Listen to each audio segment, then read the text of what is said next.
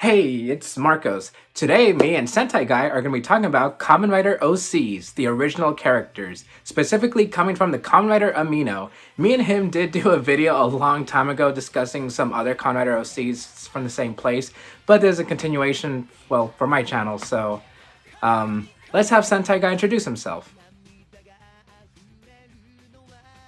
There's nothing over there, I'm just, it's just because for the video and... Hello there everyone, my name is Sentai Guy, and if you don't know me, I'm the guy who makes the Lego models of all Kamen Rider and Tokusatsu, and also the guy who doesn't like Dan Kuroto. Yeah, I said that. Loud equals funny! But in all seriousness, it's a real honour to be here and to be on Marco's channel this time. We did a collab in the past, but that was on my channel, so it's really nice to be involved with him again and doing another collab. The video we did on my channel was another one of these where we reviewed Kamen Rider OCs from Kamen Rider Amino, so you can think of it as like a part one, I guess. And speaking of which, I think we should get on with it.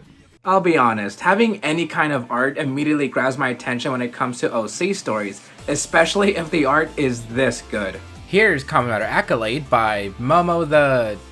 I'm just gonna say face. As you can probably tell, this rider is based on Kamen Rider Brave, using a proto-version of a Tattle gas shad, but this OC also includes some elements of Kamen Rider Build's Nebula gas. While the story is a bit too edgy for my taste, I can still say that there's definitely a lot to unpack. Although again, I just love the art. Accolade's user is named Kotaro, and the art for him has some great concepts. I especially adore that little pin. My favorite part is how this level X form looks, and the weapon is pretty cool too. Let's please get more Kamen Riders with hybrid weapons. First up we have Kamen Rider Muse by ZL. So his name of course says something different, but he's known as ZL in Kamen Rider Amino, and he does have a habit of changing his name, like, a lot. So, yeah. A former phantom, known as Medusa, served under Wise Man. They wanted to bring the world to an age of despair. However, Wise Man betrayed her in order to bring his daughter back, as he needed to use her to find the gates, which would turn people into witches and wizards, and was what he needed to bring her back. From this betrayal she died. However, a mysterious man revived her with the power of time. He turned her human and sealed all her power away in a ring. And after taking on a test in order to regain her powers, she later becomes Kamen Rider Muse. So I actually really like this OC. It's nice to actually see wizard OCs, because honestly, from all the OCs I've ever seen, it's not something you really see on mostly, because wizard is kind of regarded as one of the worser seasons, but I mean I haven't seen it so I can't really say much about it, but you've done a really good job on the forms. They're all detailed well, and you've even spent a lot of time making the transformation sound, which is really cool, and all the drawings are really nicely done, so yeah, can't wait to see more. To be a rider, you cannot forget to have bravery and fight for righteousness rather than your personal desire. Kamen Rider Kaio follows Kotaro, a high schooler who becomes the titular Kaio, inspired by the Sengoku era much like Gaim, and you can see the similarities with the art. I like the Shogunate belt since it's simple but the star looks cool, reminding me of Kamen Rider Shinobi. Seeing Kotaro's art and his expressions make me want a more traditional rider anime, plus the hints of the story within the bio is pretty nice. I definitely love to see more about Kamen Rider Kaio. Keep up the good work. Next up we have Mordo's OC, Kamen Rider Blank. Joe Taro was living an ordinary life until he accidentally switched his bag with someone on the way home from college. After finding a strange device inside, he went looking for the owner but got confronted by a monster. He was badly beaten, but just in time, the owner of the device he found appeared. She told him to use the device in order to beat the monster. The owner introduced herself as Satsuki Tokura, a scientist who had escaped the Blanco Syndicate, a group of interdimensional shapeshifters who took over the government. She told him that the device was made to fight them, and now, with her help, Joe fights as Kamen Rider Blank. So I'd say I really like this design. It has a lot of sort of Showa kind of feeling, but with this sort of Heisei kind of looking belt with like, because it's clearly got a gimmick to it. Regarding that, I really love how the belt looks. The forms really look nice, and like I love how the gimmick works. The story itself, in my opinion, does seem like a little bland and a bit sort of predictable, but hopefully you spend more time on like developing the characters and sort of giving everyone a proper backstory, and even like adding new characters to spice things up. Kamen Rider Wild's user has a backstory that's also a little bit too edgy for my taste, but I love everything else. Her base form being a bat, the gimmicks looking like USBs, but not really, and the concepts of how animals are shown on the suit are cool too. This is the shortest I'll have since it is mostly a concept and a bio, but it does sound good regardless. Up next is Invery's OC, Mirai Rider Titan. So to give you a bit of context, we do events sometimes in Kamen Rider Amino, and one of them we did a while ago was you had to design your own Mirai Rider, like from Kamen Rider Zio. There was quite a number of responses, and this was one of them. In the year 2043, a portal to another dimension was discovered as a side effect of an experiment gone wrong.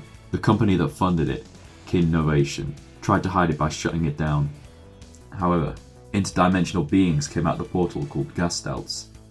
They cannot exist in this dimension, so they needed to merge with the chemicals and minerals in the lab. All the scientists were killed, except Mashimo Haruki, who grabs the interdimensional item, the Titan Driver, and becomes Mirai Rider Titan. This story definitely has a more darker feel to it, and it reminds me a lot of the first episode of Blade, which I really like. There's not a whole lot done for the story, but that's really understandable because it was done for a short contest anyway. The suit design itself is rather simple, but it really does look nice. It's very nice, sleek, and it's got some nice sort of neon looking lights on it. The next one I'm talking about is Sun Darkness's OC, Kamen Rider Gem. Hoseki Sekai, a child of two jewel traders, grew up learning about stones and how valuable, tough, and rare they were. However, his father died just before he turned 9 due to a respiratory attack after working in mines. They struggled for money until he was 14 when a wealthy family came in to buy some stones. This, however, came with baggage of him having to be engaged to their daughter. However, this did not happen, as the girl's parents had died in a fire, so she was adopted in as his sister. He later regained his interest in stones, and found a precious pearl and handed it to an amateur. He later sees life as a gem and learns to treasure it. The suit design I think is very nice, it's very crystalline, it fits the theme really well, and the belt looks pretty interesting too. The story itself is somewhat interesting. It doesn't really say anything about Kamen Rider, though I guess it's supposed to give a hint towards his belt, which I'm guessing was the stone that he found and later handed off to an amateur or something, but it's not really all too clear. But I'd love to find out how he actually acquired the belt and how he actually figured out to use it. Next is the Dragon Rider himself, Kamen Rider Draco. You can probably guess its motif and themes. I think most of us like dragons, right? So having a main rider based on them is nice, and I do like the design even if it is a bit simple. My favorite part is how it's also based on knights, using different kind of chainmails for transformations, like Wyvern Mail and Basilisk Mail. Not too much else I can say other than I like it. Up next is Kamen Rider Kingdom's OC, Kamen Rider Kingdom. In the city of Tengemu, there exists a villain syndicate known as the Fold, who want to live the best life they can, regardless of others. They were kept in check by a previous hero who protected the city from the shadows. Little was known about him, and his whereabouts is currently unknown. Fold has no one to stop them, until one day, Sho Eijiro finds the Playmaker driver inside an old chessboard. He finds himself stumbling into the shoes of a previous hero as he tries to keep the city safe.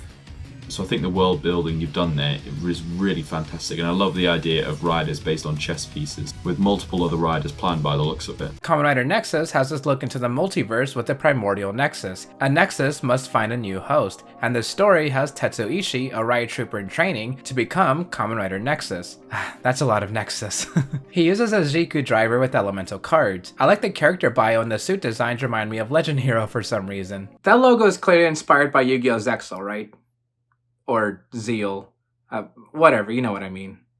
Either way, Kamen Rider Nexus has some nice concepts, especially when it comes to the multiverse idea. Kamen Rider Mythos. That name immediately strikes up thoughts of daring tales of heroes and monsters from ancient times, and it's a really good idea to base a Kamen Rider on it. So with that, let's have a look at Vince's OC. A legend among legends, with great powers forgotten through history. With the help of the Mythos driver, anyone can become Mythos and use its power for their own leisure. Kira Tsuriga, the current user of the Mythos driver, uses the power to become Kamen Rider Mythos and save the world from the evil forces of Diabodon. The artwork, I will say, is absolutely fantastic. It's very colourful, very bright, and it's really well detailed, though it's not actually done by the actual author. Although there isn't much of a focus on the story with this OC, it's more like a focus on the rider itself, but it does do a really good job explaining the backstory, or well, the rumoured backstory of how the driver came to be. Very well done. Wait, is that a book for the driver? And that's it. Thank you, Sentai Guy, for collabing with me. I know we've been planning this for like months now, and we have been doing a lot of our own work, but I'm really glad we're finally able to collab. on my channel of all things. Like, I've been watching Sentai Guy since like forever, and I've known him forever. So yeah, I'm just really glad we're able to do this. Thank you so much, Marcos, for letting me be in this video. Once again, it's an absolute honor to be here on this channel. I'm really sorry it's taken so long to come out. We've both been busy with our own things. But I'm really looking forward to any future collabs Marcos or I may have in mind. So yeah, with that being said, thanks for having me. And I'm even happier that we got to see more OCs, since all of them, every single one, could just have like more built upon it. And I just love these ideas in general. So to end it off, thank you all for watching, and I'll see you next time. I wanted to have Cross Dragon in the skit somewhere.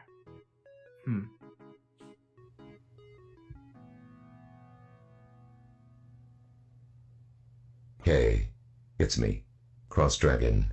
Please help, I am trapped inside this belt. It's lonely. Don't forget to brush your teeth.